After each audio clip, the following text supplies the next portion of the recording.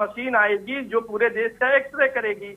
मैं पूछना चाहता हूं कि ऐसी कौन सी मशीन है, उसका नाम बता दीजिए जो पूरे देश का एक्सरे करती हो।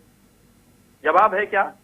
और ये हम बिल्कुल बताएंगे, लेकिन हम आपको मशीन का नाम क्यों बता देंगे? हमारी मशीन को आप चोरी कर लो। एक वीडियो चलाया था एससी एसटी और ओबीसी का, यही लोग अलीगढ़ मुस्लिम यूनिवर्सिटी में क्या हो रहा है?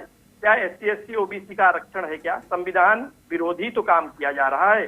क्या एएमयू में ये जामिया मिलिया इस्लामिया में एससी एसटी ओबीसी का आरक्षण है? क्या वहां पर भी तो एससी एसटी ओबीसी का संविधान के विरुद्ध ही काम किया जा रहा है? ये लोग फिर वही काम करने जा रहे हैं। आप देखिए, ये सब बातें ये जनता को, एससी एसटी ओबीसी या सामान्य जनता को नहीं बताएंगी तो इन लोगों के जो मंसूबे हैं देश के तुष्टीकरण के लेकर वो पूर्ण करने की तरफ बढ़ेंगे, लेकिन ऐसा होगा नहीं।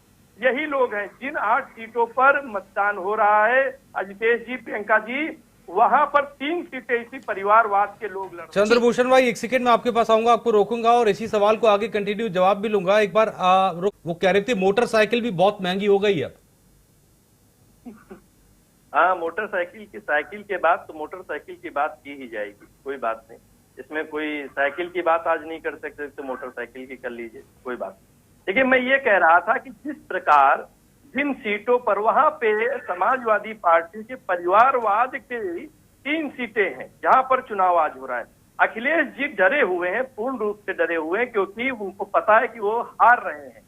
अब जिस तरह से चुनाव अवध की तरफ बढ़ रहा है, राम जी की तरफ बढ़ रहा है, राम मंदिर की तरफ बढ़ रहा है, अखिलेश यादव जी जिस चीज का दावा कर रहे हैं ना, वो पूर्ण रूप से असत्य हो रहा है। मैं आपको बता दूं कि पहले चरण से लेकर आज तीसरे चरण तक का भारतीय जनता पार्टी लीड कर रही है और भारी मतों से वहां पर जीत रही है। और जैसे जैसे चुनाव आगे बढ़ेगा वैसे वैसे हम भारी मतों। ठीक है, अब जरा वो अपनी आप जामिया और एएमयू वाली बात भी कंप्लीट कर दीजिए, उसके बाद अशोक तिवारी जी आपके पास आ रहा हूं। और जिस तरह से ये देखिए, यहाँ पर एससी एसटी ओबीसी को बरगलाने का काम किया जा रहा है। इन लोगों के हिडन एजेंडे में है कि जिस तरह से इन लोगों को रिजर्वेशन। भाई एक चीज बताइए, मुसलमानों को हमने योजनाएं दी, योजनाओं का लाभ दिया, तो हमने किसी के साथ कोई भेदभाव नहीं किया।